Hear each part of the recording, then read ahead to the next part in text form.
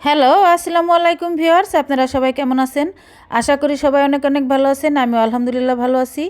আপনাদেরকে আজকে দেখাতে যাচ্ছি পুকুরের টাটকা রুই মাছের পাতলা ঝোল। তো আজকে আমার দেবর পুকুর থেকে মাছ মেরে নিয়ে এসেছে। দেখেন কত মাছ।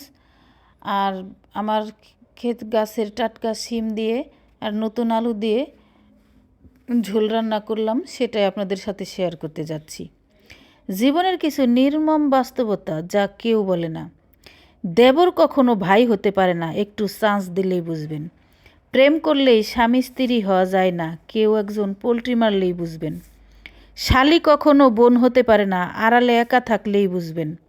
স্বামী স্ত্রী কখনো বয়ফ্রেন্ড গার্লফ্রেন্ড হয় না, সংসার ভাঙলেই বুঝবেন।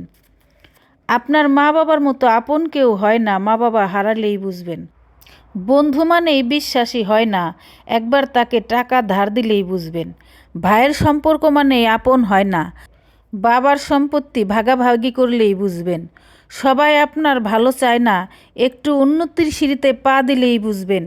টাকা থাকলেই সুখ কেনা যায় না, হাসপাতালের বেডে শুয়ে থাকলেই বুঝবেন।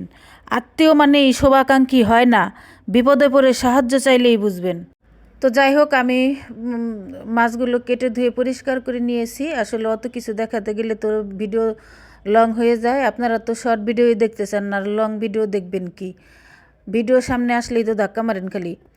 তো আমি শিম আলু কেটে ধুয়ে পরিষ্কার করে নিয়েছি। পাটায় বাটা মশলা দিয়ে রান্না করব। অনেক টেস্টি হয়েছিল রান্নাটা। তো আমি মাছের গায়ে এখন নুন হলুদ মাখিয়ে নিচ্ছি। মাখিয়ে তারপরে মাছটাকে ভেজে নেব। তো চুলায় আমি একটা ছোট কড়াই বসিয়ে দিয়েছিলাম। সেই কড়াইটা এমন অবস্থা হয়েছে, মানে জাল এত জোরে জ্বলছে, আমার কড়াইতে পুরো আগুন ধরে গেছে। তেল কতখানিক দিয়েছিলাম মাছ ভাজার জন্য, সেটাও পুড়ে গিয়েছে। সেটা পুড়ছে পুরুক, আল্লাহ হাতে ধরে নিজে বাঁচাইছে।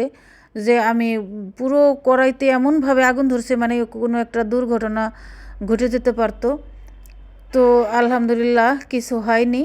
পরে শেষে চুলার জালটা কমিয়ে নিয়ে কড়াইটা যে নামাবো সেটার উপায় নাই। আগুন থামছে, কমছে, তারপর নামাইছি। এখন পুরো কড়াইতে আগুন ধরে গেছে, কিভাবে নামাবো বলেন? আর এদিকে পানি দেবো, পানি দিলেও তো তেল ছিটে আবার গায়ে পুড়ে ঝরে মরবো।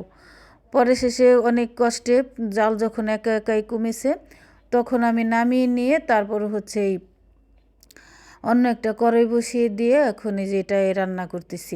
তো কড়াইতে তেল গরম করে নিয়ে আমি পেঁয়াজ দিয়ে দিয়েছি। পেঁয়াজটা লাল লাল করে ভেজে নিয়ে সেই বাটা মশলাটা, আদা রসুন বাটা দিয়ে দিয়েছি হলুদ গুঁড়ো, লাল মরিচের গুঁড়ো, জিরে গুঁড়ো, স্বাদ মতো নুন দিয়ে মশলাটাকে সুন্দর করে কষিয়ে নিয়ে তারপর আমি যে সবজিটা দিয়ে দিয়েছি, সবজিটা দিয়ে আমি সুন্দর করে রান্না করে নেব। মানে রান্না করতে করতে যে অল্প পানি দিয়ে আমি কষিয়ে কষিয়ে রান্না করে তারপর ঝোলের জন্য পানি দেব। তো একদিকে পুকুরের টাটকা মাছ, তারপরে গাছের টাটকা শিম, শুধু আলুটাই কেনা। তো খেতে দারুণ মজা লেগেছিল। আমার অনেক দিনের ইচ্ছা যে আমি পুকুরের টাটকা টাটকা মাছ, বাজার থেকে তো অনেকেই কিনে আনি, টাটকা টাটকা মাছ রান্না করে খাবো। আমার কাছে অনেক মজা লাগে এরকম খেতে। সব কিছুই টাটকা জিনিস খেয়ে দেখবেন, তার মজাই অন্যরকম। আর বাজার থেকে এনে ওই 2-4 দিন, 5 দিন, 10 দিন ফ্রিজে রেখে খেলে সেইটার টেস্টটা কিন্তু সেরকম আসে না। তো যাই হোক, কষিয়ে রান্না করে নিয়ে তারপর মাছগুলো দিয়ে দিয়েছি। আমার রান্নাটা হয়ে গেছে। আজ তাহলে এ পর্যন্তই। আল্লাহ হাফিজ।